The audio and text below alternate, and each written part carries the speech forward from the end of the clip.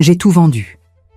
L'appartement du 16e, la maison de famille à Deauville, les actions, presque tout. Il ne reste que quelques meubles dans un garde-meuble et un compte en banque avec un chiffre qui me fait encore un peu peur. Quand ma belle-sœur Mathilde a su, elle m'a regardée comme si j'avais perdu la tête.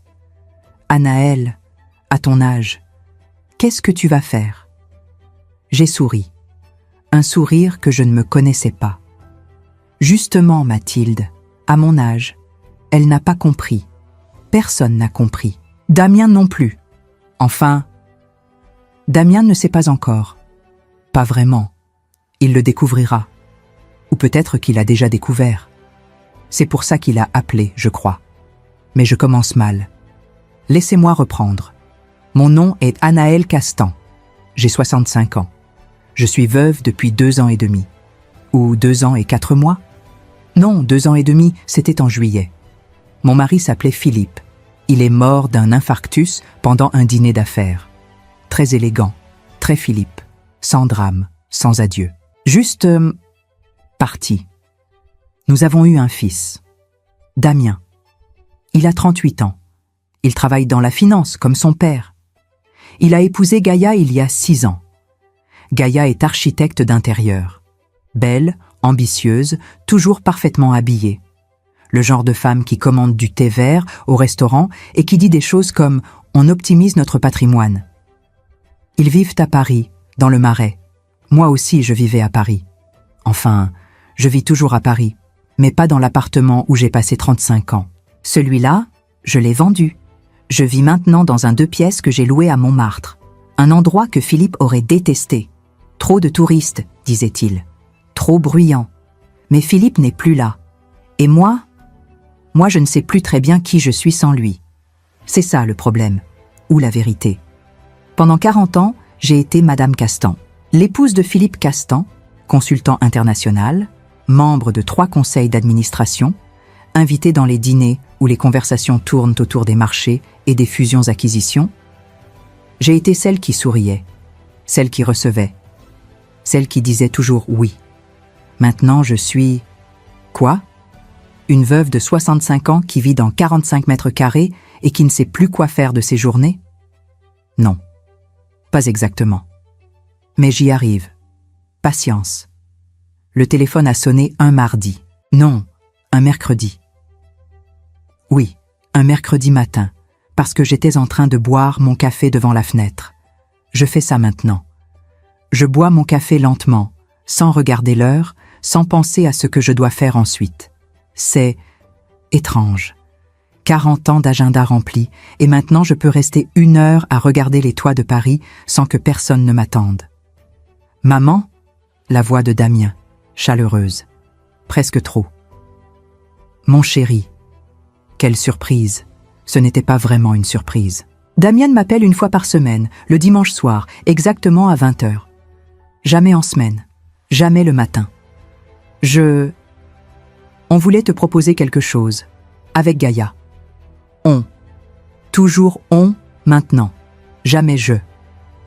On se disait, ça fait longtemps qu'on ne t'a pas vu, et on a quelques jours de libre, on pourrait venir passer un peu de temps avec toi?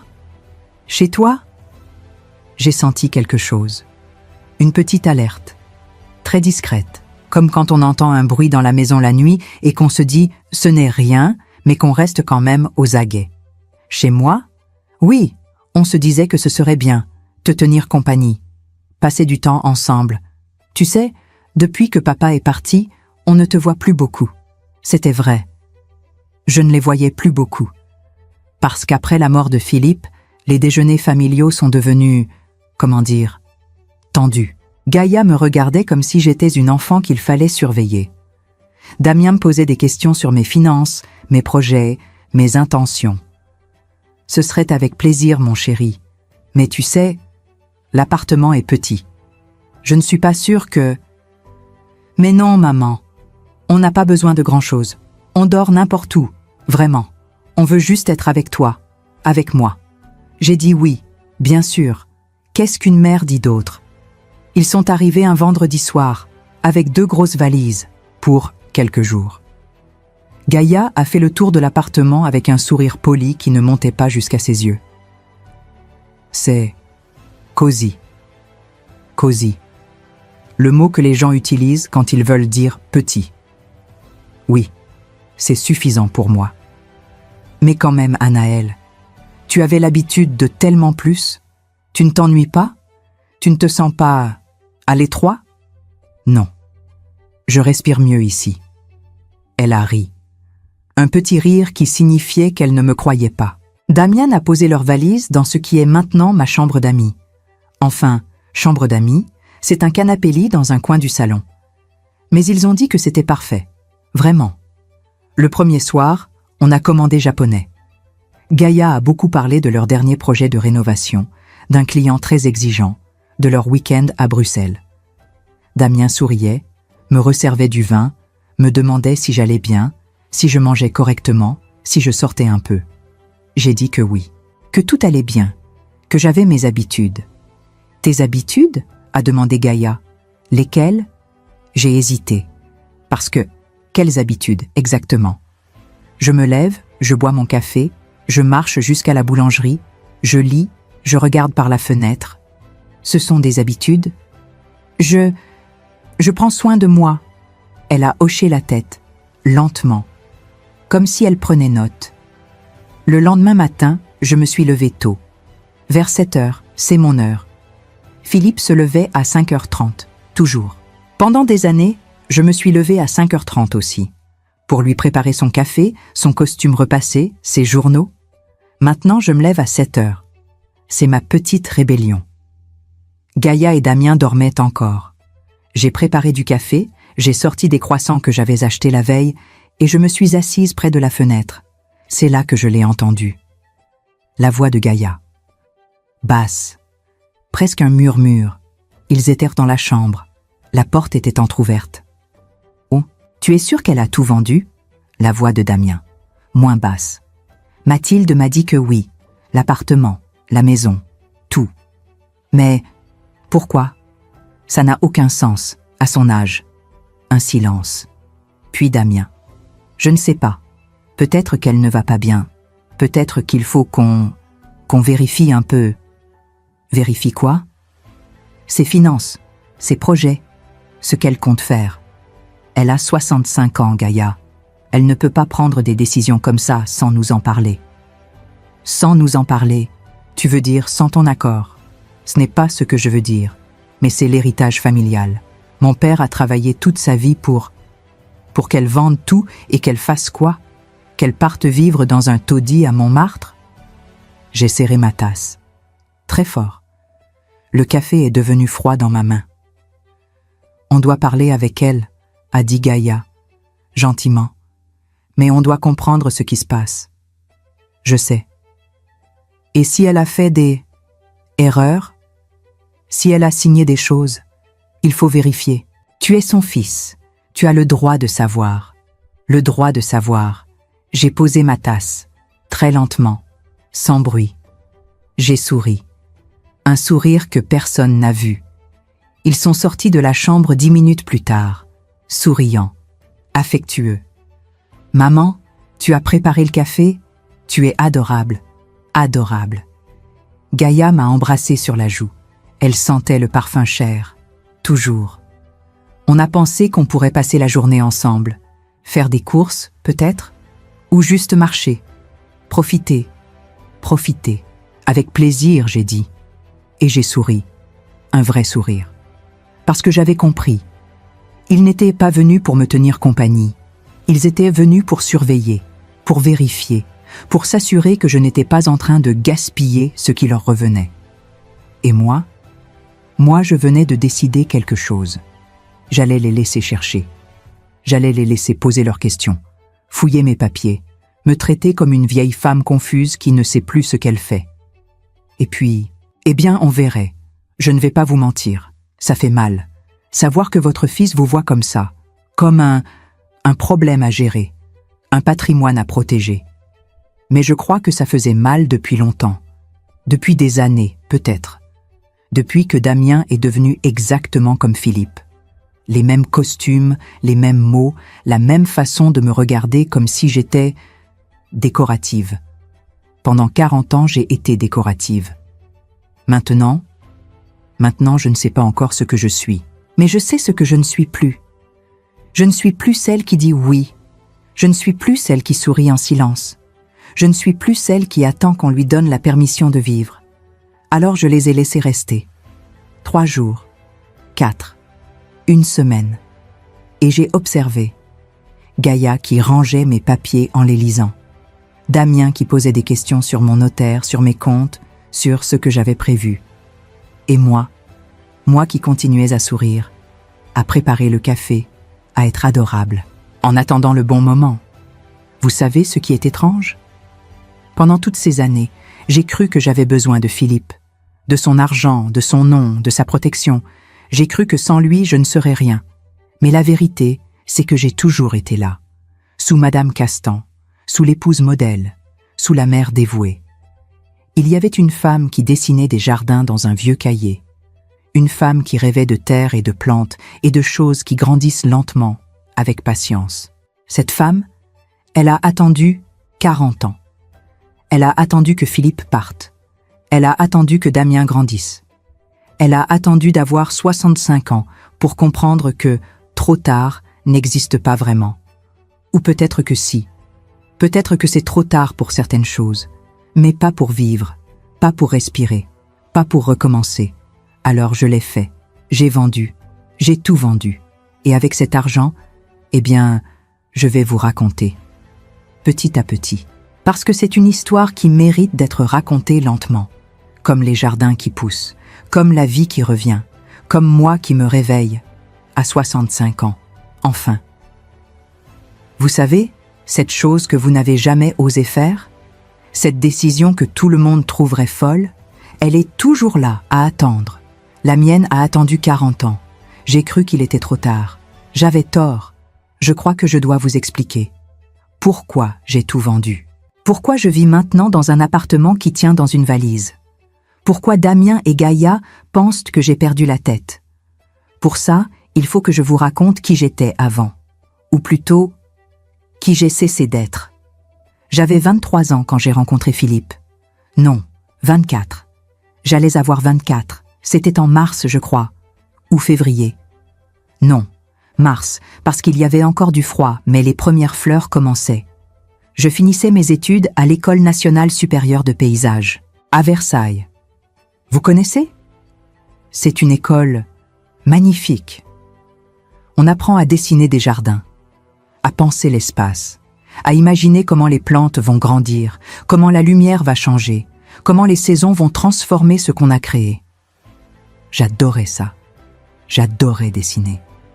Passer des heures avec mes crayons et mes feuilles immenses à imaginer des parcs, des jardins privés, des espaces verts pour des villes. Je dessinais tout le temps. J'avais un cahier vert foncé avec une couverture rigide. Je l'emportais partout. Je ne sais pas où il est maintenant. Si, je sais. Il est dans une boîte, au garde-meubles, avec tout ce que j'ai gardé de ma vie d'avant. Mais je n'y ai pas touché depuis longtemps. Philippe est venu à Versailles pour une conférence. Il travaillait déjà dans le conseil en stratégie. Il avait 32 ans, 8 ans de plus que moi.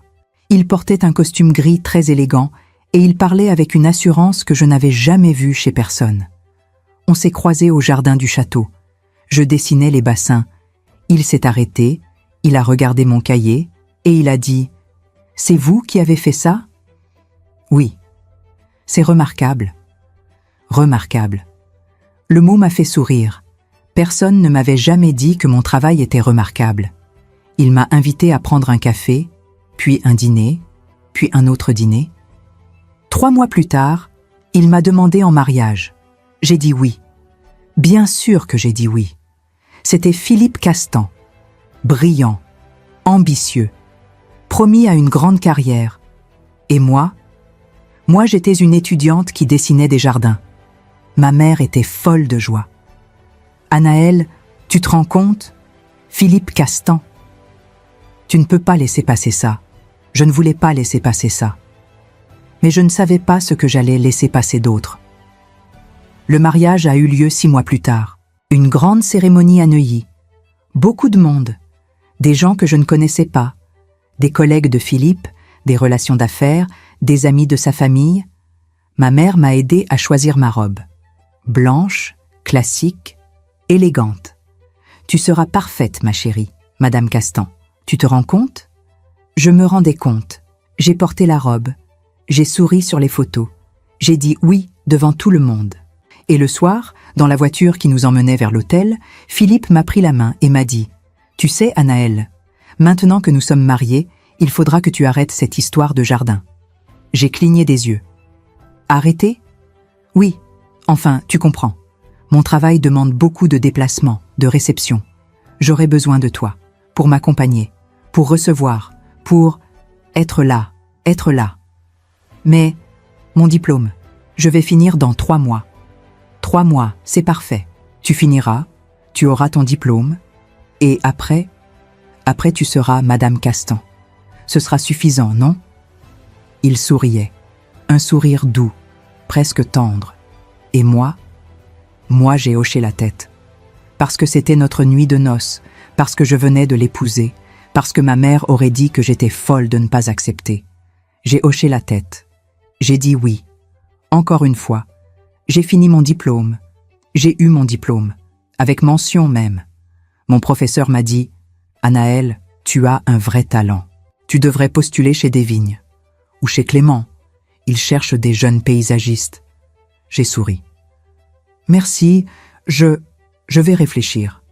Je n'ai jamais postulé, parce que 2 semaines après mon diplôme, Philippe m'a annoncé qu'on avait été invité à un dîner important, puis un autre. Puis un déjeuner avec un client, puis une réception. Et petit à petit, mon cahier vert est resté sur l'étagère. Puis dans un tiroir. Puis dans une boîte. Les premières années, je me disais que c'était temporaire, que j'allais reprendre. Plus tard, quand Philippe serait moins occupé, quand on serait installé. Damien est né 3 ans après notre mariage. Un beau bébé, très sage. Je l'adorais, je l'adore toujours. Mais avec un bébé, il n'y avait plus de temps pour les jardins, plus de temps pour dessiner. Philippe voyageait beaucoup. Moi, je restais à Paris avec Damien. Je m'occupais de lui. Je l'emmenais au parc, je lui préparais ses repas. Je lisais des livres sur l'éducation, sur la parentalité, sur comment être une bonne mère. Et le soir, quand Philippe rentrait, je lui préparais un dîner. On parlait de sa journée, de ses clients, de ses projets. Il ne me demandait jamais comment était ma journée. Parce que ma journée, eh bien, c'était toujours la même, non? Quand Damien a eu 6 ans, j'ai dit à Philippe « Je voudrais peut-être reprendre, un peu, travailler. » Il a levé les yeux de son journal. « Travailler? Pourquoi? » Parce que j'ai fait des études, j'ai un diplôme. Et Damien est à l'école maintenant, j'ai du temps. Anaëlle. Il a posé son journal, il m'a regardé. Tu as tout ce dont tu as besoin ici. Un bel appartement, une vie confortable. Damien. Moi. Pourquoi tu voudrais aller t'épuiser dans un bureau? Ce n'est pas s'épuiser, c'est créer, dessiner, faire quelque chose. Tu fais déjà quelque chose. Tu es une épouse, une mère. C'est important, non? C'était important. Bien sûr que c'était important. Mais je ne sais pas. Il y avait quelque chose qui me manquait. Quelque chose que je ne savais pas nommer. Je n'ai pas insisté. Philippe n'aimait pas quand j'insistais. Les années ont passé. J'ai arrêté de parler de jardin. J'ai arrêté de dessiner. J'ai arrêté de penser à ce que j'aurais pu faire. Je suis devenue Madame Castan, l'épouse de Philippe Castan, celle qui sourit au dîner, celle qui porte les bonnes robes, celle qui dit les bonnes choses au bon moment, celle qui ne dérange pas, celle qui ne demande rien, celle qui disparaît. Je crois que c'est ça, la vérité. Pendant 40 ans, j'ai disparu. Petit à petit, sans m'en rendre compte. Anaëlle, la paysagiste, disparue. Anaëlle qui dessinait, disparue. Anaëlle qui rêvait, disparue. Il ne restait que Madame Castan. Et Madame Castan, elle était parfaite.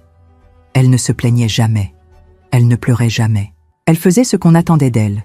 Jusqu'à ce jour où Philippe est mort. C'était un jeudi. Non, un mercredi. Oui, un mercredi soir.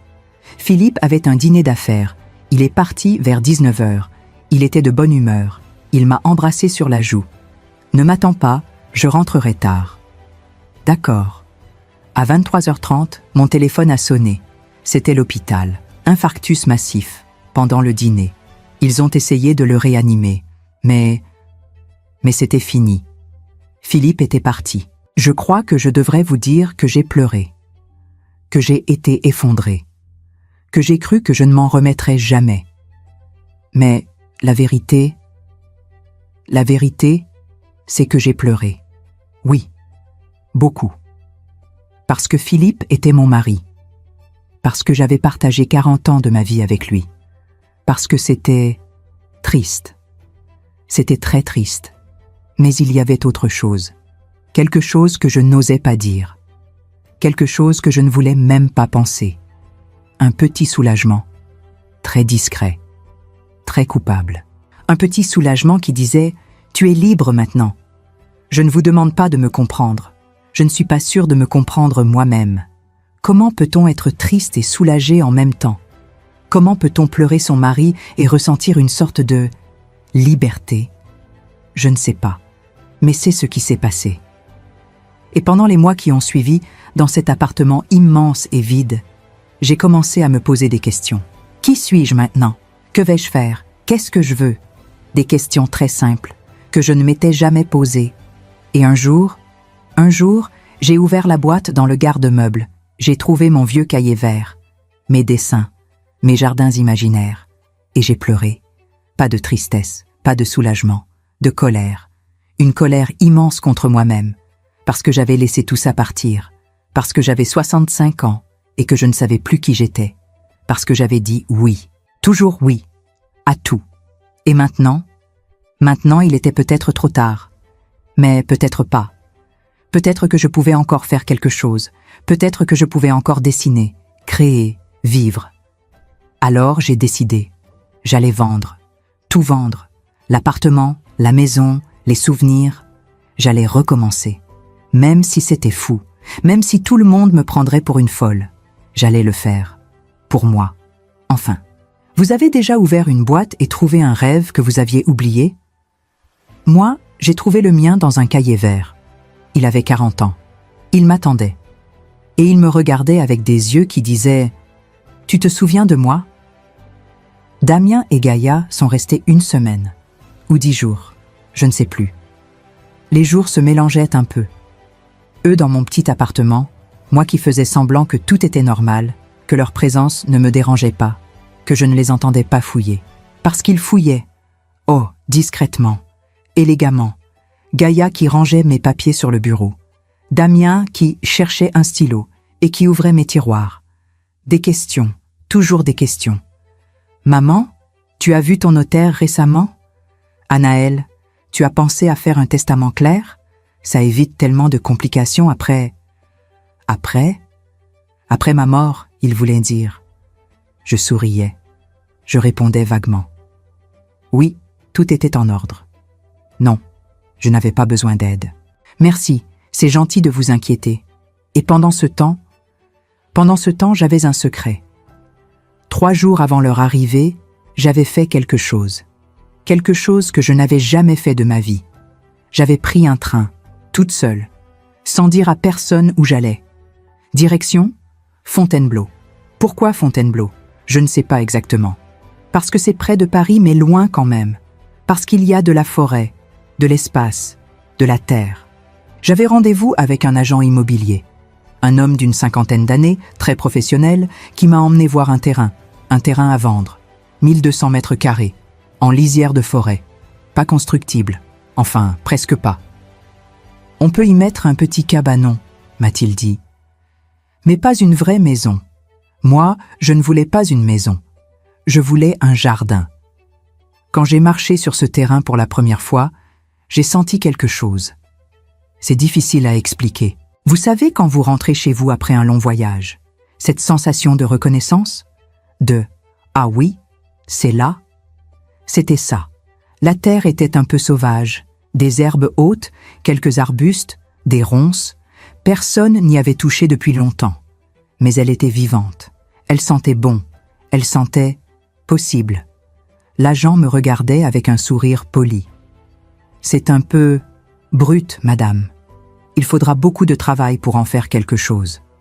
Oui. Et vous comptez en faire quoi, exactement? J'ai hésité. Parce que, qu'est-ce que je comptais en faire? Un jardin. Mon jardin. Un endroit où je pourrais dessiner avec mes mains et de la terre au lieu de crayons et de papier. Mais je ne pouvais pas dire ça. Ça sonnait fou. Une femme de 65 ans qui achète un terrain pour faire un jardin. Un projet personnel, j'ai dit. Il a hoché la tête, comme s'il comprenait. Mais il ne comprenait pas. Le prix est de 45 000 €. C'est raisonnable pour la région. 45 000 €. J'avais vendu l'appartement pour 1,8 million. La maison de Deauville pour 950 000. J'avais de l'argent. Beaucoup d'argent. Plus que je n'en avais jamais eu à moi, mais c'était la première fois que j'allais dépenser cet argent pour moi. Pour quelque chose qui n'avait aucun sens pratique. Pour quelque chose que personne ne comprendrait. Je le prends, j'ai dit. L'agent a cligné des yeux. Maintenant, vous ne voulez pas réfléchir. Revenir avec votre mari, votre famille? Je suis veuve, et je n'ai pas besoin de réfléchir. Il y a eu un silence, puis il a souri. Différemment, avec une sorte de respect. Très bien, madame. Je prépare les papiers. J'ai signé les papiers 3 jours plus tard. Le matin même où Damien m'a appelé pour me dire qu'il voulait revenir passer quelques jours avec moi. Le terrain était à moi. 1200 mètres carrés de terre. De possibilités. De vie. Et personne ne le savait. Pendant que Damien et Gaïa étaient chez moi, j'y pensais tout le temps. À mon terrain. À ce que j'allais en faire. Comment j'allais commencer. Le soir, quand il dormait, je sortais mon vieux cahier vert. Je l'avais récupéré du garde-meuble. Je le cachais sous mon lit, comme une adolescente qui cache son journal intime, et je dessinais. Des esquisses, des idées. Comment organiser l'espace, où planter quoi. Un petit potager ici, des arbres fruitiers là, une allée de rosiers, un coin sauvage qu'on ne touche pas. Je ne suis pas sûre de savoir encore dessiner correctement. Mes traits tremblaient un peu. Mes proportions n'étaient pas parfaites.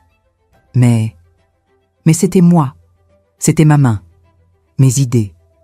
Mon rêve qui reprenait forme sur le papier. Et ça me faisait sourire. Un sourire que je cachais dans mon oreiller pour qu'il ne m'entende pas.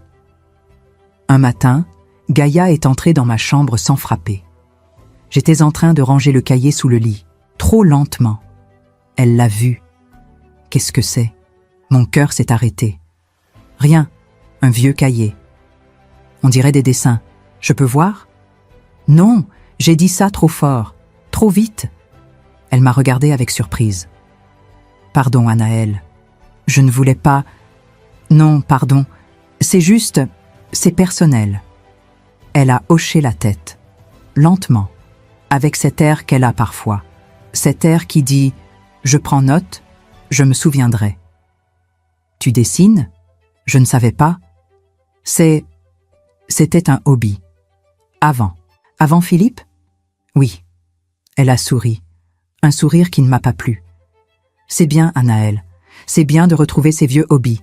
Ça occupe. Ça occupe. Comme si j'étais une vieille dame qui avait besoin d'être occupée. Elle est sortie de la chambre. Et moi, je suis restée là, le cahier serré contre ma poitrine, le cœur qui battait trop fort. J'avais eu peur. Peur qu'elle voie. Peur qu'elle comprenne. Peur qu'elle demande plus. Mais en même temps, il y avait quelque chose d'autre. Une sorte de fierté. Parce que j'avais un secret. Un vrai secret. Quelque chose qui n'appartenait qu'à moi. Le terrain, les dessins, le projet. Eux, ils cherchaient à mon argent. Ils voulaient savoir ce que j'avais fait avec leur héritage. Mais ils ne savaient pas. Ils ne savaient pas que j'étais en train de construire quelque chose, que j'étais en train de devenir quelqu'un. Quelqu'un qui n'était plus juste Madame Castan. Le dernier soir, avant leur départ, Damien m'a parlé. On était dans la cuisine. Gaïa était sous la douche. « Maman, il faut qu'on parle. » J'ai posé ma tasse de thé. « Oui, on s'inquiète pour toi. Tu vis toute seule dans cet appartement minuscule. Tu n'as plus tes amis, tu ne sors plus, Je vais bien, Damien. Mais tu as vendu tout ce que papa avait construit, sans nous en parler, sans... Ton père est mort. C'était mon argent, mon choix. » Il a cligné des yeux, comme si je venais de dire quelque chose de choquant. « Ton argent, oui, mais... Maman, à ton âge, tu ne peux pas prendre des décisions comme ça sans réfléchir. Et si tu avais besoin? Et si tu tombais malade? Et si je vivais ma vie? » Le silence. Il m'a regardé, vraiment regardé, pour la première fois depuis longtemps. « Qu'est-ce qui t'arrive, maman ?» J'ai souri, un vrai sourire. « Je me réveille, mon chéri. C'est tout. » Ils sont partis le lendemain matin. Gaïa m'a embrassée. Damien aussi. Ils ont dit qu'ils reviendraient me voir bientôt, qu'ils voulaient garder un œil sur moi. Garder un œil. J'ai dit oui, bien sûr, avec plaisir. Et quand la porte s'est refermée, j'ai respiré. Profondément. Librement. J'ai attendu 10 minutes, pour être sûr qu'ils étaient vraiment partis. Puis j'ai sorti mon cahier vert, j'ai ouvert mon ordinateur, et j'ai commandé des outils de jardinage, des graines, des plants, tout ce dont j'aurais besoin pour commencer. Parce que maintenant, je n'attendais plus. Je n'attendais plus la permission. Je n'attendais plus le bon moment. Le bon moment, c'était maintenant, à 65 ans, avec mes mains qui tremblent un peu, avec mon dos qui se plaint parfois, avec ma vie qui recommence. Vous savez ce qui est étrange? Pendant des années, j'ai attendu que quelqu'un me dise « Vas-y, Anaël, fais-le ». Mais personne ne l'a jamais dit. Alors j'ai compris. Ce n'est pas eux qui devaient me donner la permission. C'était moi, à moi-même. La première fois que je suis allée sur mon terrain seule, j'ai pleuré. Je ne sais pas pourquoi. Enfin si, je sais. C'était trop. Trop d'émotions en même temps. La joie, la peur, l'excitation, le doute. J'étais debout au milieu de ces 1200 mètres carrés, avec mes outils neufs dans un sac, mon cahier vert sous le bras, et je me suis dit « Mon Dieu, Anaël, qu'est-ce que tu fais ?» Et puis je me suis agenouillée. J'ai touché la terre. Elle était froide, humide, pleine de petites pierres et de racines. Et c'était la chose la plus belle que j'avais touchée depuis longtemps. Les premiers jours, je ne savais pas par où commencer. J'avais mes dessins, mes plans. Mais sur le papier, tout semble simple. Dans la réalité, c'est différent. Il y avait tellement de ronces, partout. Et des souches d'arbres qu'on avait coupées il y a longtemps, mais dont les racines étaient encore là, enfoncées profondément. J'ai commencé par dégager un petit coin, 3 mètres carrés, peut-être 4, juste pour voir. J'avais acheté des gants, de bonnes chaussures, des outils dont je ne connaissais même pas le nom. Mais j'avais regardé des vidéos sur Internet, des tutoriels. Comment défricher un terrain? Comment préparer la terre pour planter? Les gens dans les vidéos rendaient ça si facile. Moi, j'ai mis 3 heures pour dégager ces quelques mètres carrés. Mon dos me faisait mal, mes mains aussi, même avec les gants. J'avais de la terre partout, dans mes cheveux, sur mon visage, sous mes ongles. Et j'étais heureuse. Non, pas heureuse. C'est un mot trop simple. J'étais vivante. Pour la première fois depuis combien de temps? Je ne sais pas. Peut-être 40 ans. Peut-être toujours. Le soir, je suis rentrée à Paris. Dans le train, les gens me regardaient. Une vieille femme couverte de terre, qui souriait toute seule. Je devais avoir l'air folle. Je m'en fichais. La deuxième fois, j'ai apporté des graines. Des tomates, des salades, des radis, des choses simples. Des choses qui poussent vite. J'ai tracé des lignes dans la terre, avec mes doigts, comme ça. Sans règles, sans rien. Juste au jugé. Philippe aurait dit que ce n'était pas sérieux, qu'il fallait mesurer, planifier, faire les choses correctement. Mais Philippe n'était pas là. Et moi je faisais comme je sentais. J'ai planté mes graines, une par une, doucement, en me parlant à moi-même. Voilà, tu vas là, toi, ici, Allez, grandissez, s'il vous plaît. Une femme de 65 ans qui parle à des graines. Vous trouvez ça ridicule? Moi aussi un peu. Mais c'était, comment dire, nécessaire. 3 semaines plus tard, j'ai vu les premières pousses. De toutes petites choses vertes, fragiles, presque invisibles. J'ai appelé ma voisine de palier, Madame Lefort. Une femme d'une 60aine d'années qui jardine sur son balcon. « Ah, Madame Lefort, elles ont poussé !» Elle m'a regardé avec un sourire amusé. « Bien sûr qu'elles ont poussé, c'est ce que font les plantes. »« Oui, mais je pensais que j'allais tout rater, que j'allais les tuer. » Vous savez, Anaël, les plantes ne demandent pas grand-chose. De l'eau, du soleil, un peu d'attention, le reste, elles le font toutes seules. J'ai hoché la tête. Un peu d'attention. C'était ça. C'était exactement ça. Pendant 40 ans, je n'avais donné d'attention à rien, ni aux plantes, ni à moi-même. Maintenant, j'essayais. J'ai commencé à y aller presque tous les jours. Le matin, je prenais le train. Avec mon sac, mes outils, mon cahier. Je travaillais quelques heures. Je plantais. Je désherbais. Je déplaçais des pierres. Je créais des chemins. Ce n'était pas magnifique. Ce n'était même pas joli. C'était brouillon. Amateur. Imparfait. Mais c'était moi. Et petit à petit, le terrain changeait. Il y avait moins de ronces. Plus de terre claire. Des rangées de légumes qui commençaient à ressembler à quelque chose. Un jour, un homme s'est arrêté près de la clôture. Un voisin, je crois. 50 ans, peut-être 60. Il portait une casquette et un vieux pull. « Bonjour, madame. C'est vous qui avez acheté ce terrain ? » ?»« Oui. »« Vous faites un jardin ? » ?»« J'essaie. » Il a hoché la tête. Il a regardé mes rangées de légumes, mes petites pousses. « C'est bien. Ça fait longtemps que personne ne s'occupait de cette terre. »« Vous jardinez aussi ? » ?»« Toute ma vie, j'habite juste là. Si vous avez besoin de conseils, je suis là. » Il s'est présenté. « Monsieur Garnier. André. On a parlé pendant 1 heure. De terre, de saison, de ce qui pousse bien ici, ce qui ne pousse pas. Il m'a montré comment tailler, comment pailler, comment préparer l'hiver. Je prenais des notes, dans mon cahier vert, comme une étudiante. Et lui, il souriait, comme s'il était heureux de transmettre. Quand il est parti, il a dit « Vous avez de bonnes mains, madame. Ça se voit. De bonnes mains. » Personne ne m'avait jamais dit ça. Un soir, je suis rentrée et j'ai trouvé un message de Damien. « Maman, on passe dimanche, pour déjeuner. On a des choses à te dire. » Des choses à me dire. J'ai senti mon estomac se serrer. Mais cette fois, c'était différent. Parce que j'avais quelque chose maintenant. Quelque chose qui était à moi. Quelque chose qu'il ne pouvait pas me prendre. Mon terrain, mon jardin, mes petites pousses, ma vie qui recommençait. Le dimanche, ils sont arrivés à midi. Gaïa portait une robe élégante, Damien, un costume. Comme s'ils allaient à un rendez-vous professionnel. On a déjeuné. J'avais préparé un poulet rôti. Damien a parlé de son travail.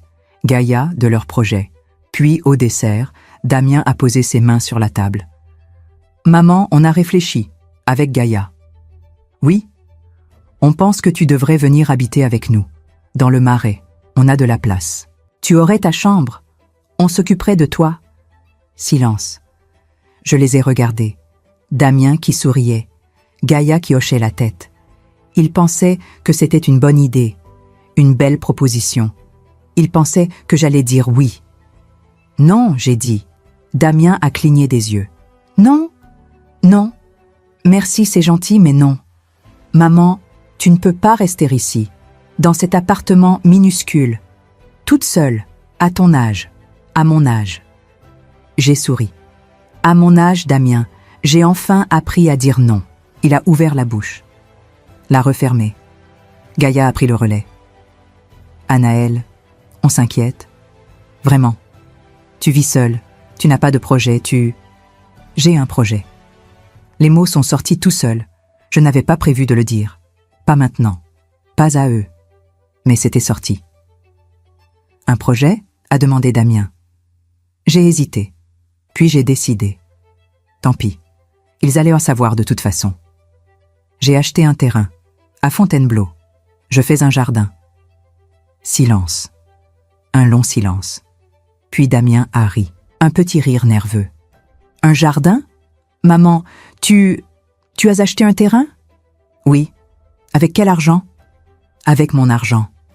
Mais c'est absurde. Tu as 65 ans. Tu ne peux pas faire un jardin. J'ai posé ma tasse de café. Calmement. Pourquoi? Parce que c'est du travail physique, c'est fatigant, c'est ma vie, ma décision, mon projet. Gaïa m'a regardé, et pour la première fois j'ai vu quelque chose dans ses yeux. Pas de la pitié, pas de l'inquiétude, de la colère. Anaël, tu ne peux pas faire ça. Dépenser ton argent comme ça, c'est irresponsable, irresponsable. J'ai souri. Peut-être, mais c'est mon argent, mon terrain, mon irresponsabilité. Ils sont partis 1 heure plus tard, sans finir le café, sans m'embrasser. Et moi, je suis restée à ma fenêtre, avec mon cahier vert, et mes mains qui sentaient encore la terre. Vous savez ce qui est drôle? Pendant des années, j'ai cru que dire non allait me faire perdre tout le monde. Mais quand j'ai enfin dit non, j'ai découvert que je me retrouvais, moi, et ça valait tous les oui du monde. Damien ne m'a pas appelé pendant 2 semaines. 2 semaines de silence. Pas de message. Pas de « Comment vas-tu, maman ?» Rien. Au début, j'ai eu peur, cette peur ancienne. Celle qui dit « Tu as fait quelque chose de mal, tu dois t'excuser. » Mais je n'ai pas appelé, parce que je n'avais rien fait de mal. J'avais juste dit non. C'est Mathilde qui a appelé la première, ma belle-sœur, la sœur de Philippe, une femme qui a toujours su exactement ce qu'il fallait faire, comment il fallait vivre, ce qui était convenable. Anaël, Mathilde, bonjour. Je viens d'apprendre, pour le terrain. Bien sûr. Damien lui avait dit, oui. Anaël, je ne comprends pas. Qu'est-ce que tu fais? Un jardin. Un jardin. Elle a répété le mot comme si c'était une maladie. Oui. À ton âge, après tout ce que Philippe a fait pour toi, tu dépenses son argent pour... Pourquoi? Pour jouer dans la terre? Son argent. J'ai fermé les yeux. C'est mon argent, Mathilde. Philippe est mort. C'est à moi maintenant. Mais c'est l'héritage familial. Damien aura ce qui reste, s'il reste quelque chose. Mais pour l'instant, c'est ma vie, mes décisions. Silence. Puis, d'une voix plus froide, « Tu sais ce que les gens disent? Que tu as perdu la tête, que tu as besoin d'aide, que quelqu'un devrait intervenir. Intervenir. Qui dit ça? Tout le monde, Anaël, les amis de Philippe, nos connaissances. Ils s'inquiètent, ils s'inquiètent. Non, ils jugent. C'est différent. Eh bien, tu peux leur dire que je vais très bien. Merci. J'ai raccroché. Mes mains tremblaient. Le lendemain, j'ai reçu un message de Françoise Marchand. Une amie, enfin, était-ce vraiment une amie? On se voyait au dîner, on parlait de choses polies, de voyages, de décorations, de nos maris. Elle m'invitait à déjeuner. J'aimerais qu'on parle, Anaël. Ça fait longtemps. J'ai accepté. Je ne sais pas pourquoi. Peut-être parce que j'avais besoin de voir quelqu'un. Quelqu'un de ma vie d'avant. On s'est retrouvés dans un restaurant du 7e. Élégant, feutré. Le genre d'endroit où Philippe m'emmenait. Françoise était impeccable. Comme toujours. Tailleur beige, collier de perles, cheveux parfaits. Moi, j'avais mis une robe simple. Mes mains sentaient encore la terre, même si je les avais lavées 3 fois. On a commandé des salades, de l'eau. Puis elle a dit « Anaël, je suis inquiète. » « Toi aussi ?» Elle a souri, un sourire gêné. « Mathilde m'a appelé. Elle m'a dit que tu avais acheté un terrain pour faire un jardin. » C'est vrai. Mais pourquoi? Pourquoi? Cette question. Toujours cette question. Parce que j'en avais envie. Envie, elle a ri, doucement, Anaël, on a 65 ans. On ne fait plus les choses par envie. On fait ce qui est raisonnable, ce qui a du sens. Et un jardin n'a pas de sens? Pas à notre âge, non, c'est du travail. C'est fatigant, c'est... C'est quoi alors? Qu'est-ce qu'on est censé faire, Françoise? Attendre? Rester chez nous? Regarder la télévision en attendant que... Quoi? Elle a baissé les yeux. Je ne dis pas ça. Mais tu as vendu tout ce que Philippe avait construit. Tu vis dans un petit appartement. Tu te salis les mains dans la terre. Ce n'est pas toi. Ce n'est pas toi. J'ai posé ma fourchette. Comment tu sais ce qui est moi, Françoise? Parce que je te connais depuis 30 ans. Non, tu connais Madame Castan, l'épouse de Philippe, celle qui souriait au dîner. Mais moi, Anaël, tu ne me connais pas. Parce que moi non plus, je ne me connaissais pas. Elle m'a regardé, longuement.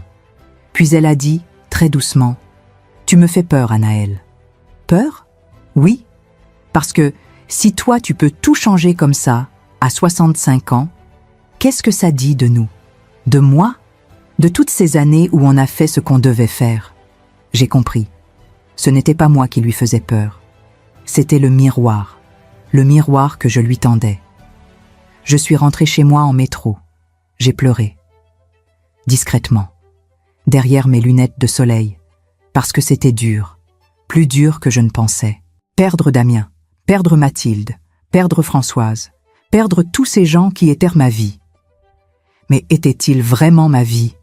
Ou juste les accessoires de la vie de Philippe? Le soir, je suis allée sur mon balcon. Madame Lefort, ma voisine, arrosait ses plantes.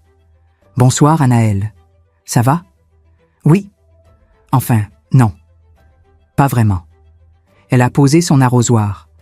Elle m'a regardée avec cette bonté simple qu'elle a. « Qu'est-ce qui se passe? » Mon fils, ma belle-sœur, mes amis, ils pensent tous que je suis folle, que je devrais arrêter, que je fais une erreur. Et vous pensez quoi? J'ai hésité. Je ne sais pas. Peut-être qu'ils ont raison. Peut-être que je suis folle. Une femme de 65 ans qui achète un terrain pour faire un jardin. Et alors? C'est ridicule, non? Elle a souri. Vous savez ce qui est ridicule, Anaël?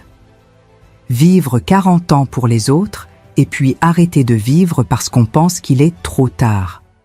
Ça, c'est ridicule. Elle a repris son arrosoir. Moi, j'ai commencé le tango à 58 ans. Tout le monde m'a dit que j'étais folle, que j'allais me casser quelque chose, que c'était pour les jeunes. Et j'ai 62 ans, je danse toujours, et je suis heureuse. Elle m'a fait un clin d'œil. Faites votre jardin, Anaël, et emmerdez les autres. J'ai ri. Pour la première fois de la journée. Cette nuit-là, je n'ai pas dormi. Je pensais à Damien qui ne m'appelait plus, à Mathilde qui me jugeait, à Françoise qui avait peur, à tous ces gens qui voulaient que je reste à ma place, la place de la veuve, de la mère, de Madame Castan. Mais cette place, elle ne m'allait plus. Elle ne m'avait peut-être jamais allée. Et maintenant j'avais deux choix. Revenir en arrière, m'excuser, vendre le terrain, redevenir celle qu'il voulait que je sois. Ou continuer même si c'était dur, même si j'étais seule, même si tout le monde pensait que j'avais perdu la tête. Le lendemain matin, je me suis levée à 6 heures. J'ai préparé mon sac, mes outils, mon cahier vert, une bouteille d'eau, un sandwich, et je suis partie à Fontainebleau, parce que j'avais choisi. Je n'allais pas revenir en arrière, j'allais continuer, même si ça faisait mal, même si j'avais peur, même si je me sentais seule. J'allais continuer, parce que pour la première fois de ma vie, j'étais vivante, et je ne voulais plus mourir debout. Sur le terrain, Monsieur Garnier était déjà là. Il taillait ses rosiers. « Bonjour, Anaël. »« Bonjour, André. Vous avez l'air fatigué. »« Oui, un peu. » Il a hoché la tête, sans poser de questions. C'est ce que j'aimais chez lui. Il ne jugeait pas. Il jardait juste là. « Vous savez ce qui est bien avec les jardins ?» Il a dit. « Non, quoi ?» Il ne demande pas d'explication. Vous plantez, Vous arrosez. Vous attendez. Et il pousse. Peu importe ce que les gens pensent. J'ai souri. Merci André. De rien. Et on a jardiné, côte à côte, en silence. Dans ce silence qui n'a pas besoin de mots. Vous savez ce qui est étrange? On passe notre vie à avoir peur de perdre les gens. Mais parfois, les gens qui partent ne sont pas ceux qu'on croyait. Et ceux qui restent sont ceux qu'on n'attendait pas. Comme un voisin de terrain qui taille ses rosiers et qui vous apprend que le silence peut être une forme de soutien. Ça a commencé un jeudi, ou un vendredi. Je ne sais plus. Les jours se ressemblaient tellement. J'étais sur mon terrain, seul, comme d'habitude.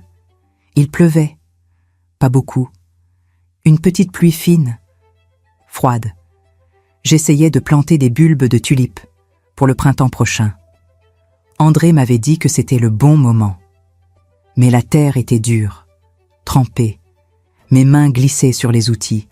Et puis j'ai glissé. Je ne sais pas comment. Un mouvement trop brusque. Mes pieds dans la boue. Je suis tombé, sur le côté, très fort. J'ai senti quelque chose craquer dans mon poignet. Pas cassé, juste tordu, douloureux. Je suis resté là, dans la boue, sous la pluie, et j'ai pensé « Qu'est-ce que tu fais, Anaël ?» J'ai réussi à me relever, lentement. Mon poignet me faisait très mal. Mon pantalon était trempé. Mes cheveux collaient à mon visage. J'ai regardé autour de moi. Le terrain. Mes rangées de légumes qui commençaient à pousser. Les bulbes que je n'avais pas fini de planter. Et tout à coup, ça m'a semblé ridicule. Une femme de 65 ans, seule, dans la boue, avec un poignet tordu. Pourquoi? Pour un jardin? Pour prouver quoi? À qui? Je suis rentrée à Paris plus tôt que d'habitude. Dans le train, une jeune femme m'a regardée. Elle a vu mon état. La boue, la pluie, mon air perdu. Elle a détourné les yeux, gênée. Comme si j'étais quelqu'un dont il fallait avoir pitié. Peut-être que c'était le cas. Chez moi, j'ai pris une douche. Longue, très chaude. Mon poignet avait gonflé. Je l'ai enveloppé dans une serviette froide. Puis je me suis assise sur mon canapé. Et j'ai pleuré. Pas doucement, pas dignement. J'ai pleuré comme je n'avais jamais pleuré.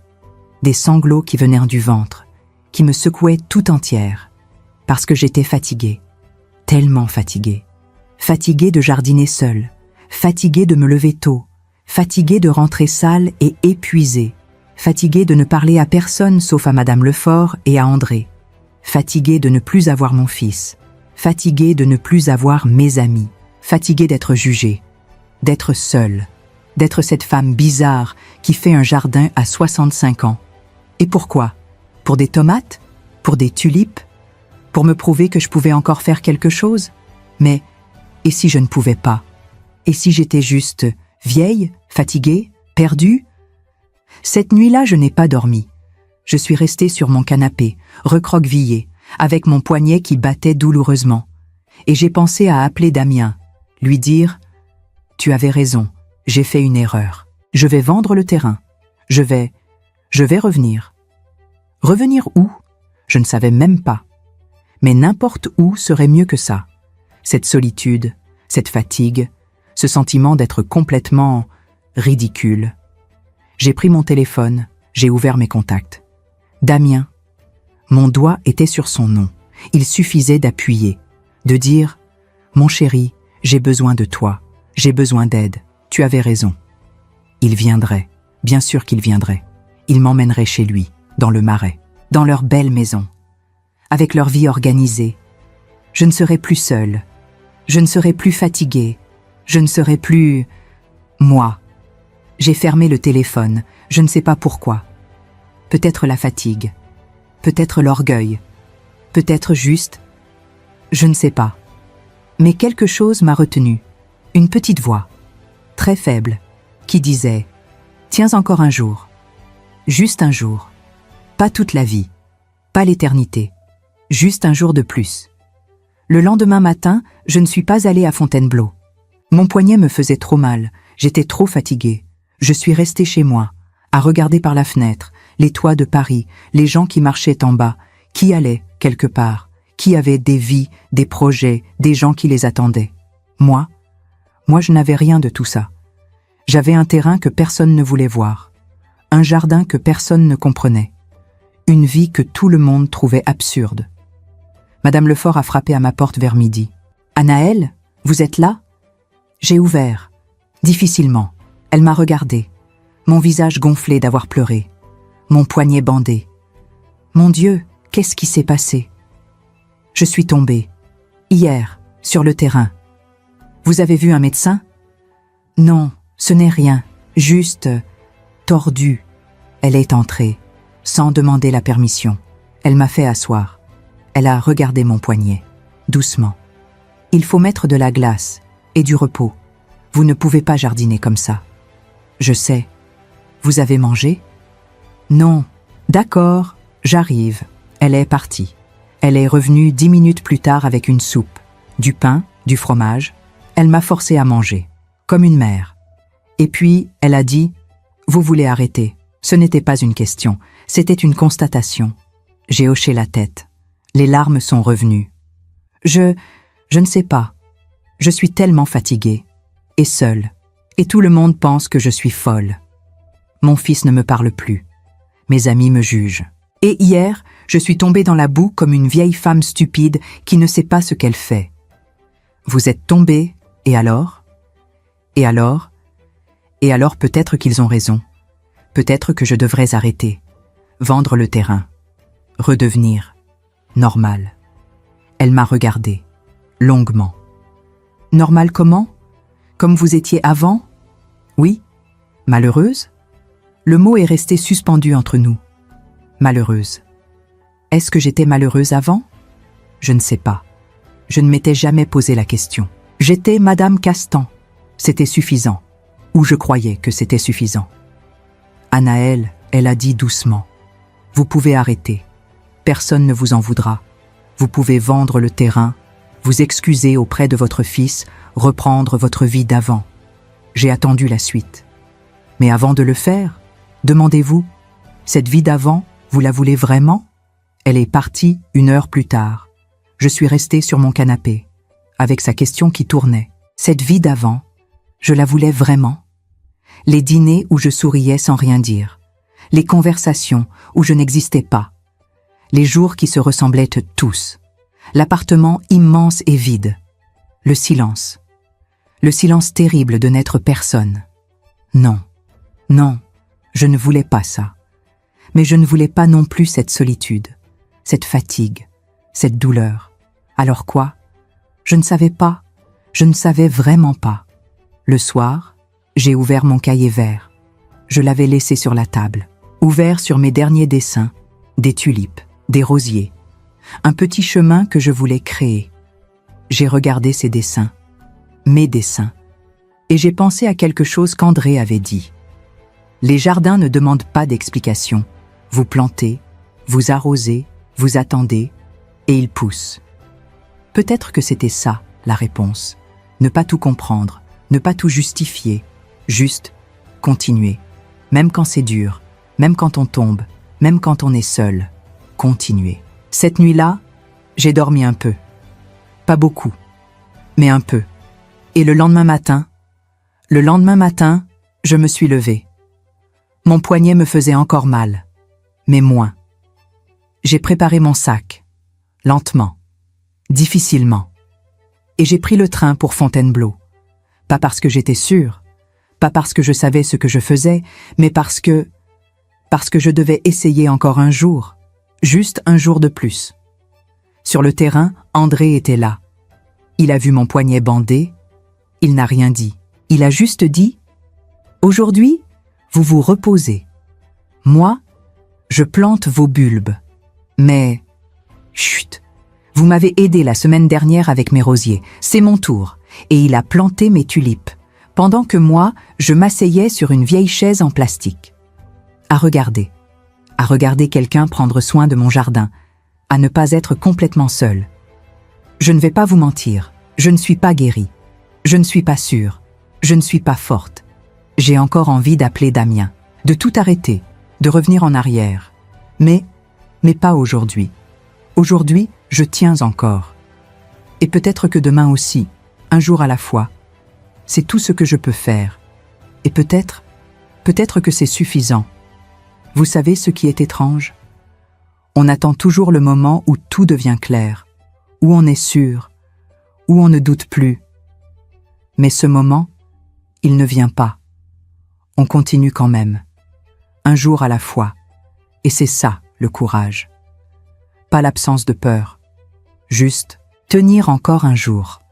Mon poignet a mis une semaine à guérir. Enfin, pas vraiment guérir. Juste faire moins mal. Pendant cette semaine, je n'ai pas beaucoup jardiné. Je ne pouvais pas. André s'est occupé du terrain. Il venait me donner des nouvelles. Les tomates poussent bien. Les tulipes sont plantées. Tout va bien. Tout allait bien. Sauf moi. C'est arrivé un mardi matin. J'étais chez moi. Je buvais mon café. Je regardais par la fenêtre comme d'habitude. On a sonné à ma porte. J'ai pensé que c'était Madame Lefort. Elle passait souvent maintenant, pour voir comment j'allais. Mais ce n'était pas elle, c'était Damien. Et Gaïa. Mon cœur s'est arrêté. Je ne les avais pas vus depuis ce déjeuner. Il y a combien de temps? 1 mois? Plus? Damien avait l'air sérieux. Gaïa aussi. Maman. On peut entrer? Oui, bien sûr. Ils sont entrés. Ils n'ont pas enlevé leur manteau. Comme s'ils ne restaient pas longtemps. On s'est assis, tous les trois, autour de ma petite table. Silence. Puis Damien a dit « Mathilde nous a appelés. Elle dit que tu as eu un accident, que tu es tombée. Mathilde, bien sûr, quelqu'un avait parlé, quelqu'un avait dit que la vieille folle s'était fait mal. Ce n'était pas un accident. J'ai glissé. C'est tout. Mon poignet va bien maintenant. Gaïa m'a regardé, mon poignet encore bandé. Ça n'a pas l'air d'aller bien. Ça va mieux. Silence encore. Puis Damien a pris une grande respiration. Maman, on a beaucoup réfléchi, avec Gaïa, et on pense qu'il est temps d'arrêter. Arrêter quoi? Cette histoire de jardin, ce terrain, tout ça. Je n'ai rien dit. Tu t'es fait mal, maman. Tu aurais pu te casser quelque chose, ou pire. Et pourquoi? Pour un jardin que personne ne voit? Que personne ne comprend? Je le vois, moi. Oui, mais à quel prix? Tu es seule. Tu es fatiguée. Tu te blesses. Maman, c'est de la folie. De la folie. Ce mot encore. On a trouvé une solution, a dit Gaïa doucement. Une solution? Elle a sorti des papiers de son sac, des documents officiels. Un très bon établissement, à Versailles, pour personnes âgées autonomes. C'est beau, c'est calme, il y a des jardins, du personnel. Tu ne serais pas seule. Tu aurais des activités, des soins si tu en as besoin. J'ai regardé les papiers, des photos, un bâtiment moderne, des chambres propres, des vieux qui souriaient sur les images publicitaires. Une résidence pour personnes âgées. Vous voulez me mettre dans une maison de retraite? Ce n'est pas une maison de retraite, a dit Damien rapidement. C'est une résidence. Pour les seniors autonomes. C'est différent? Non, Damien. Ce n'est pas différent. Maman, vous voulez que je vende le terrain, que j'arrête, que je devienne, quoi? Une vieille dame qui fait des activités et qui attend? Tu ne serais pas seule, a dit Gaïa. Il y aurait d'autres gens, des gens de ton âge. Tu pourrais te faire des amis assignés, des vieux qu'on met ensemble parce qu'ils ont le même âge, comme des enfants à la crèche. Et si je refuse? Damien a baissé les yeux. Maman, on s'inquiète. Vraiment. Si tu continues comme ça, tu vas te faire mal, gravement. Et on ne peut pas regarder ça sans rien faire. Donc, vous décidez pour moi? Non. On te propose une solution. Pour ton bien. Pour mon bien. Ces mots terribles que les gens utilisent quand ils veulent vous contrôler. Je me suis levée, lentement. Mon poignet me faisait encore un peu mal. Sortez. Damien a cligné des yeux. Quoi? Sortez. S'il vous plaît. Maman, on essaie juste de... Je sais ce que vous essayez de faire. Vous essayez de me mettre dans une boîte. Une jolie boîte. Confortable. Sécurisée. Où je ne dérangerai plus personne. Où je ne ferai plus de folie. Où je serai sage. Ce n'est pas ça, a dit Gaïa. Si, c'est exactement ça. J'ai ouvert la porte. Je ne vendrai pas mon terrain. Je ne vais pas dans votre résidence. Je continue mon jardin. Avec ou sans votre bénédiction. Damien s'est levé. Il était... J'ai vu quelque chose dans ses yeux. De la colère? De la peur? Tu es en train de gaspiller ton argent. Notre héritage. Voilà. Le mot était lâché. Notre héritage. Ce n'est pas ton héritage, Damien. Pas encore. C'est mon argent, ma vie, mes choix. Mais tu ne vas pas bien. Je vais très bien. Non, tu ne vas pas bien. Tu vis dans un taudis, tu te salis dans la terre, tu te blesses, tu n'as plus d'amis, J'ai des amis. Qui? La voisine qui fait pousser des tomates sur son balcon? Le vieux qui jardine à côté de ton terrain? Le vieux. André avait 55 ans. Mais pour Damien, c'était le vieux. Ces gens me comprennent plus que toi, j'ai dit doucement. Le silence est tombé. Damien m'a regardé, vraiment regardé. Et j'ai vu qu'il ne me connaissait pas. Mon fils, mon propre fils. Il ne savait pas qui j'étais. Il n'avait jamais su. Pour lui, j'étais Madame Castan, l'épouse de son père. La mère qui souriait. La femme qui disait toujours oui. Mais Anaël qui dessinait des jardins, qui rêvait de terre et de plantes, qui voulait créer quelque chose. Cette Anaël, il ne l'avait jamais rencontrée. Parce que moi non plus, je ne l'avais jamais rencontrée. Jusqu'à maintenant. Si tu continues, a dit Damien d'une voix froide, on devra prendre des mesures. Des mesures? On peut demander une évaluation. Médicale. Si on prouve que tu n'es pas en capacité de gérer tes affaires. J'ai senti quelque chose se briser en moi. Mon fils, mon propre fils. Il me menaçait. Gaïa a posé sa main sur son bras. Damien, on n'en est pas là. Mais il a continué.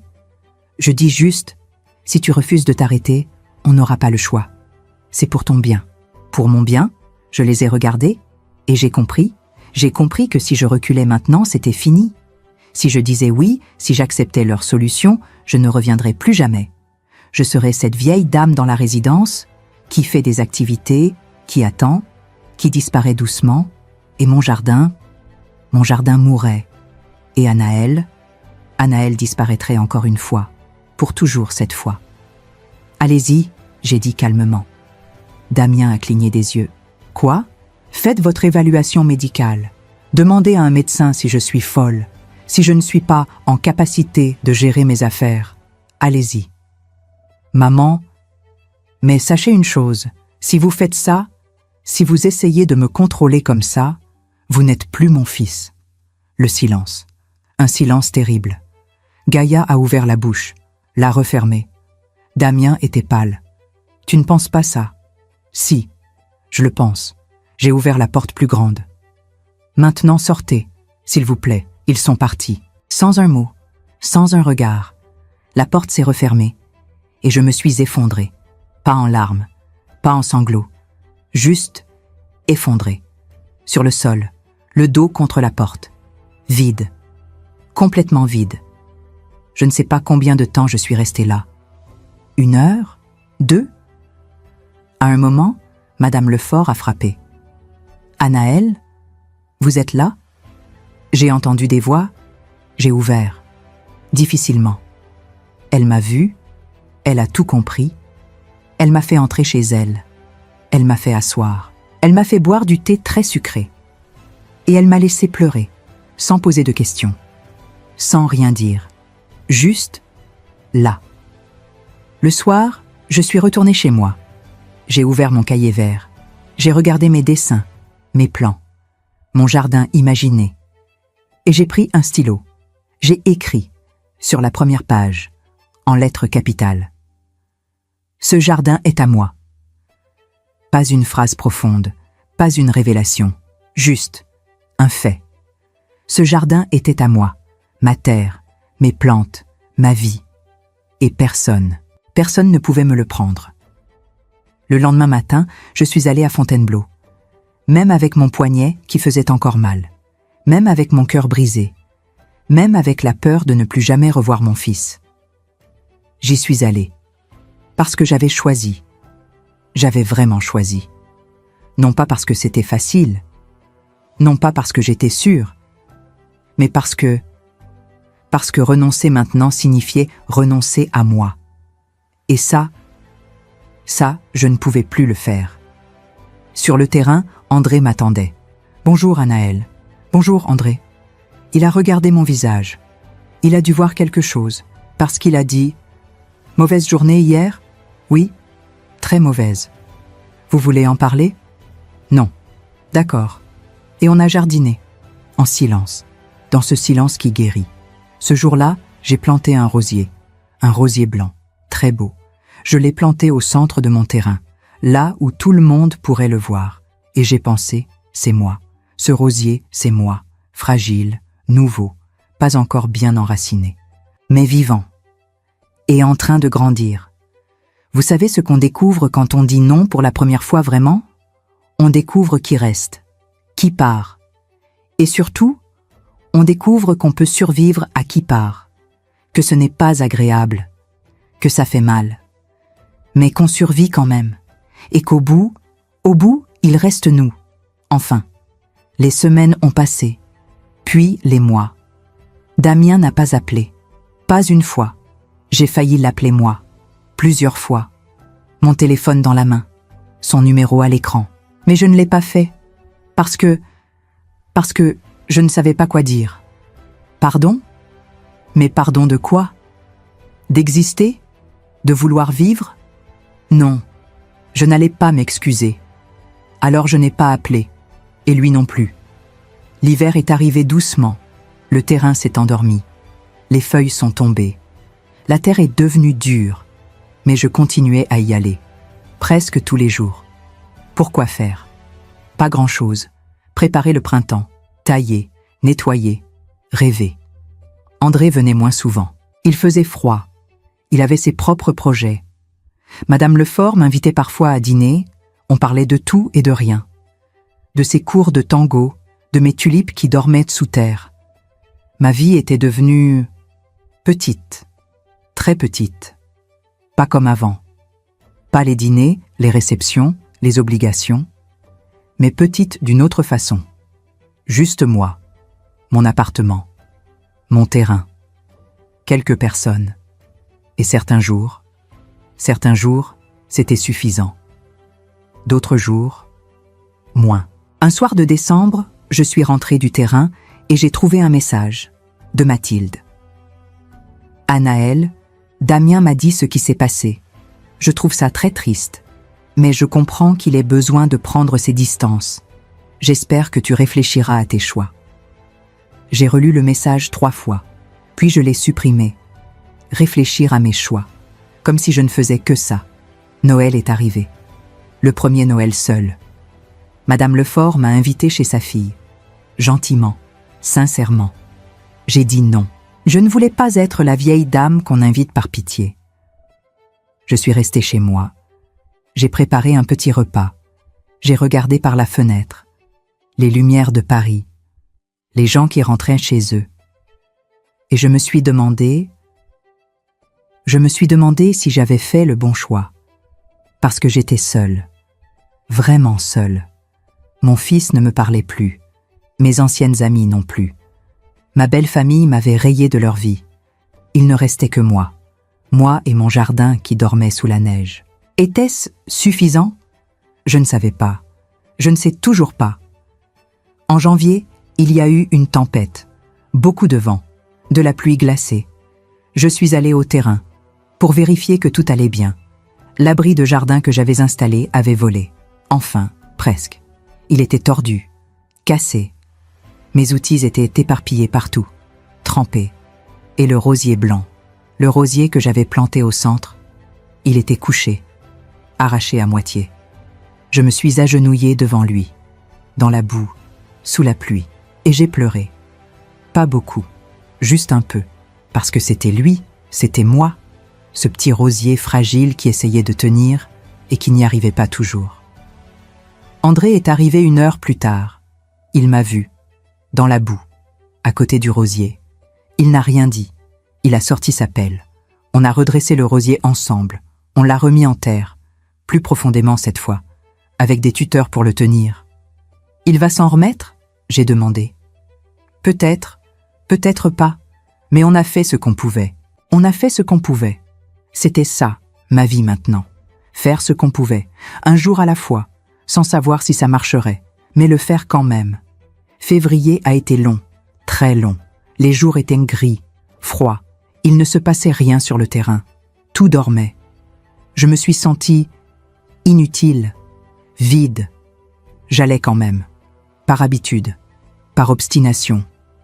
Mais certains jours, je me demandais pourquoi. Pourquoi je m'accrochais à ce terrain, à ce jardin qui n'était encore rien, à cette vie qui ne ressemblait à rien. Et puis, mars est arrivé. Et avec mars, les premières pousses. Des petites choses vertes, timides, qui sortirent de terre, les tulipes, mes tulipes que j'avais plantées, que André avait plantées. Elles étaient là, vivantes. Je me suis assise par terre, au milieu de mes rangées de bulbes, et j'ai souri. Un vrai sourire. Parce que quelque chose poussait. Quelque chose que j'avais créé, que j'avais voulu, que j'avais attendu. Et c'était là, petit, fragile, imparfait, mais là. Avril est arrivé avec le soleil, le terrain s'est réveillé, les tulipes ont fleuri, rouges, jaunes, blanches, pas parfaitement alignées, pas comme dans un magazine, mais belles quand même. Le rosier blanc a survécu, il avait des bourgeons, petits, verts. Les tomates que j'avais plantées en godet ont commencé à grandir. Et moi j'étais là, tous les jours, avec mes mains dans la terre. Mon dos me faisait mal, mes genoux aussi. Je n'étais plus jeune. Je ne l'avais jamais été d'ailleurs. Mais j'étais vivante. Et c'était, comment dire, suffisant. Non, pas suffisant. C'est un mot trop simple. C'était réel. Pour la première fois depuis longtemps, ma vie était réelle. Un samedi, une femme s'est arrêtée près de mon terrain. La quarantaine peut-être, avec 2 enfants, des petits, 5 et 7 ans à peu près. « Bonjour madame, c'est joli ici. »« Merci. »« Vous vendez vos légumes ? Plus tard ? » ?»« Non. Enfin, je n'y avais pas pensé. »« Vous devriez. Il y a beaucoup de gens qui cherchent des légumes locaux. Moi, je serais intéressée. » Elle m'a donné son numéro. Son nom. Émilie. Si jamais vous avez trop de tomates cet été, appelez-moi. Trop de tomates. J'ai ri, parce que je n'avais jamais pensé que j'aurais trop de quelque chose. J'avais toujours pensé que je n'aurais jamais assez. Mai est arrivé, chaud, lumineux. Le jardin explosait, pas de manière contrôlée, pas comme je l'avais dessiné. Il y avait des herbes folles partout, des fleurs qui poussaient où elles voulaient, des légumes qui débordèrent de leurs rangées. C'était chaotique, imparfait, magnifique. André m'a dit un jour, « Vous savez, Anaëlle, un jardin, ce n'est jamais ce qu'on imagine. C'est toujours autre chose. Mieux ou moins bien? Différent. Juste différent. Différent. Ma vie était différente de ce que j'avais imaginé. Moins confortable, moins sécurisée, plus solitaire, mais plus vrai, plus moi. Un soir, j'ai ouvert mon cahier vert. Il était rempli maintenant, de dessins, de notes, de plans qui n'avaient même pas marché, de changements, de nouvelles idées. Et sur la première page, en lettres capitales, « Ce jardin est à moi ». C'était toujours vrai. Ce jardin était à moi. Cette vie était à moi. Pas parfaite, pas comme dans les livres, pas comme je l'avais rêvé, mais mienne. Je ne vais pas vous mentir. Il y a des jours où je pense à Damien, où je me demande comment il va, s'il pense à moi, s'il me pardonnera un jour. Il y a des soirs où je me sens seule, vraiment seule, où je me demande si ça valait le coup. Il y a des moments où je voudrais appeler quelqu'un, n'importe qui, juste pour entendre une voix qui me connaît. Mais il y a aussi autre chose. Les matins où je me réveille et où j'ai envie de me lever. Les après-midi sur le terrain où je perds la notion du temps. Les tulipes qui fleurissent, les tomates qui rougissent, le rosier qui tient, les conversations avec André, les dîners avec Madame Lefort, le sourire d'Émilie et ses enfants qui viennent voir le jardin de la dame. C'est petit, c'est imparfait, c'est ma vie. Et pour la première fois, je ne veux pas échanger cette vie contre une autre, même pas contre celle d'avant, surtout pas contre celle d'avant. Vous savez ce qu'on découvre à 65 ans? Que la vie n'est jamais ce qu'on imagine, jamais parfaite, jamais comme dans les livres, mais que peut-être que c'est justement ça qui la rend belle, cette imperfection, ce chaos, cette façon qu'ont les choses de pousser où elles veulent, même quand on avait tout planifié autrement. Juillet est arrivé avec sa chaleur. Le jardin était, vivant, vraiment vivant. Les tomates étaient rouges, énormes. Je ne savais même pas qu'on pouvait faire pousser des tomates comme ça. Les courgettes débordaient. J'en donnais à André, à Madame Lefort, à Émilie. « Vous avez trop de tomates », elle avait dit. Elle avait raison. J'avais trop de tomates. Et c'était merveilleux. Un matin, je me suis réveillée et j'ai réalisé quelque chose. Ça faisait 1 an. 1 an depuis que j'avais acheté le terrain. 1 an depuis que j'avais commencé. 1 an depuis que j'avais dit non à Damien. 365 jours. Je ne sais pas pourquoi cette réalisation m'a frappée ce matin-là. Mais elle l'a fait. 1 an. J'avais tenu 1 an. Je suis allée au terrain. Comme d'habitude. Mais cette fois, je me suis assise. Au milieu. Sur la terre. Et j'ai regardé autour de moi. Ce n'était pas le jardin que j'avais dessiné dans mon cahier vert. Les rangées n'étaient pas droites. Les plantes poussaient n'importe comment. Il y avait des coins que je n'avais pas eu le temps de défricher, des projets que je n'avais pas finis. Mais c'était beau, à sa façon. Imparfaite, chaotique, vivante, comme moi. Le rosier blanc avait survécu. Il avait même fleuri. 3 roses, blanches, parfaites. Je me suis approchée de lui. J'ai touché les pétales, doucement. On a tenu, j'ai murmuré. Toi et moi. Et c'était vrai, on avait tenu. André est arrivé vers midi, avec du pain, du fromage, des tomates de son jardin. Pique-nique, il a proposé. Avec plaisir. On s'est assis à l'ombre. On a mangé en silence, puis on a parlé. De jardin, de plantes, de rien, de tout. À un moment, il a dit « Vous savez, Anaëlle, quand vous êtes arrivée ici il y a 1 an, je ne pensais pas que vous tiendriez. » Ah non? Non, je me disais « Encore une Parisienne qui joue au jardin. Dans 3 semaines, elle sera partie. » J'ai ri. Et j'avais tort. Vous êtes toujours là. Je suis toujours là. Il a souri. Je suis content. C'est bien d'avoir quelqu'un qui comprend, qui aime la terre, qui tient. C'était ça, finalement. Tenir. Pas être forte, pas être sûre, pas réussir parfaitement. Juste tenir. Un jour après l'autre, le soir, je suis rentrée à Paris, dans mon petit appartement de Montmartre. Il y avait une lettre dans ma boîte, une enveloppe blanche, sans adresse d'expéditeur. Mais je reconnaissais l'écriture. Damien. Mon cœur s'est arrêté. J'ai ouvert l'enveloppe, les mains tremblantes. À l'intérieur, une carte, simple. Maman, je ne suis pas prêt à te parler. Pas encore. Peut-être bientôt. Peut-être jamais. Je ne sais pas. Mais Mathilde m'a montré des photos. De ton terrain. Elle est passée par là par hasard. Tes tomates ont l'air bien. Damien. Tes tomates ont l'air bien. J'ai relu ces mots 10 fois. Tes tomates ont l'air bien. Ce n'était pas pardon. Ce n'était pas je comprends. Ce n'était pas reviens. Mais c'était quelque chose. Une petite porte, entr'ouverte. Peut-être, Ou peut-être pas. Mais quelque chose quand même. Cette nuit-là, j'ai ouvert mon cahier vert, le premier. Celui que j'avais retrouvé dans la boîte au garde-meubles, mes vieux dessins. De quand j'avais 24 ans, avant Philippe, avant Damien, avant de disparaître. Je les ai regardés, ces jardins imaginaires, ces rêves d'une jeune femme qui voulait créer. Et j'ai pleuré.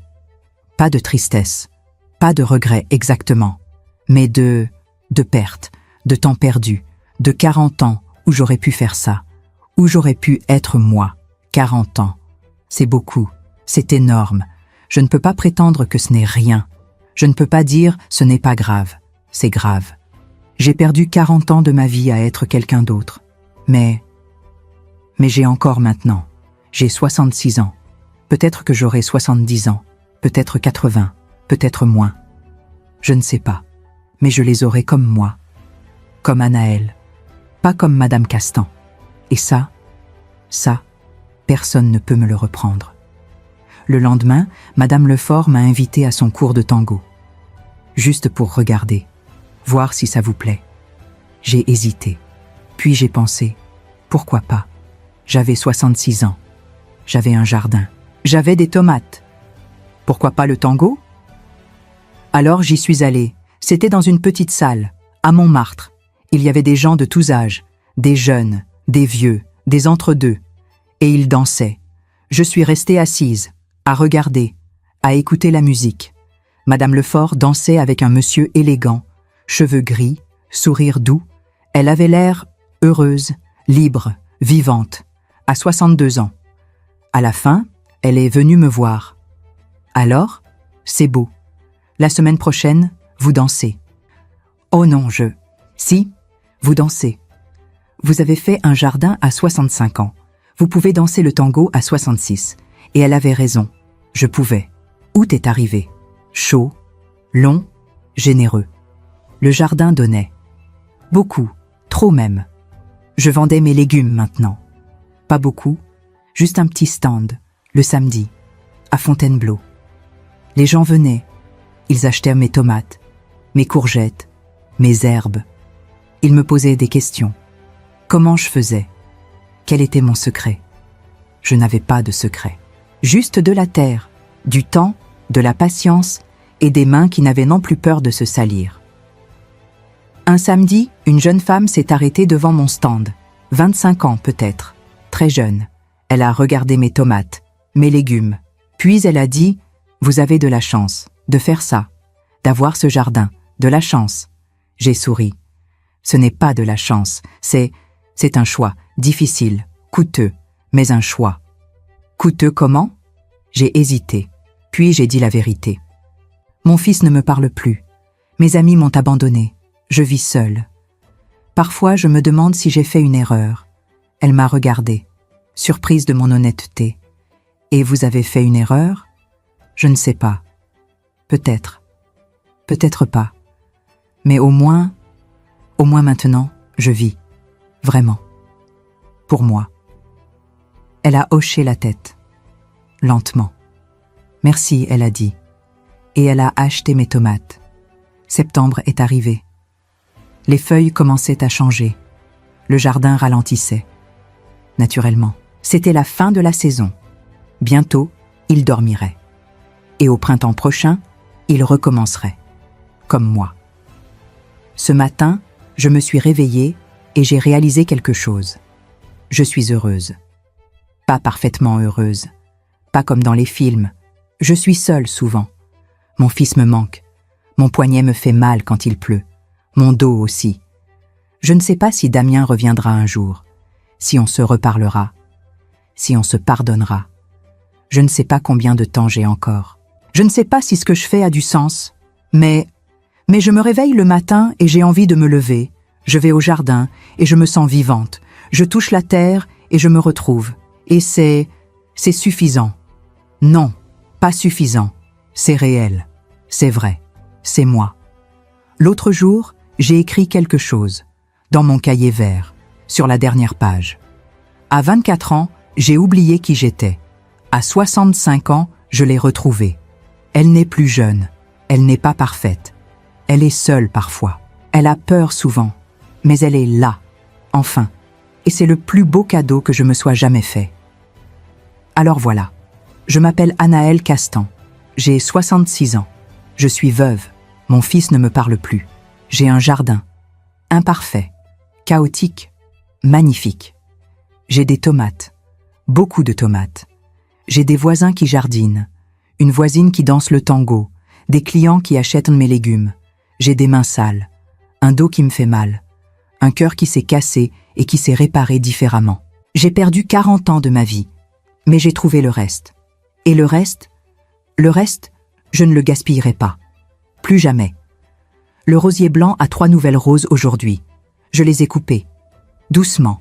J'en ai mis une dans un vase. Chez moi. J'en ai apporté une à Madame Lefort. Et la troisième, je l'ai laissée sur le terrain, pour qu'elle sèche, pour qu'elle reste, pour qu'elle me rappelle que tout peut renaître, même à 65 ans. Surtout à 65 ans. Parce que c'est là qu'on sait enfin ce qui compte vraiment. Vous avez quel âge? 30 ans? 50 ans? 70 ans? Peu importe. Vraiment. Ce qui compte, c'est la réponse à cette question. Si vous viviez encore 20 ans, 30 ans, 40 ans, est-ce que vous voudriez les vivre comme vous vivez maintenant? Ou est-ce qu'il y a quelque chose qui vous attend? Quelque chose que vous avez oublié? Quelque chose que vous avez abandonné? Quelque chose qui murmure encore votre nom? Moi, j'ai attendu 65 ans. Vous n'êtes peut-être pas obligé d'attendre aussi longtemps. Allez-y, pendant qu'il est encore temps, pendant que vos mains peuvent encore tenir une pelle, ou un pinceau, ou un stylo, ou n'importe quoi d'autre. Allez-y, parce que le regret de ne pas avoir essayé, c'est le seul regret qui ne part jamais.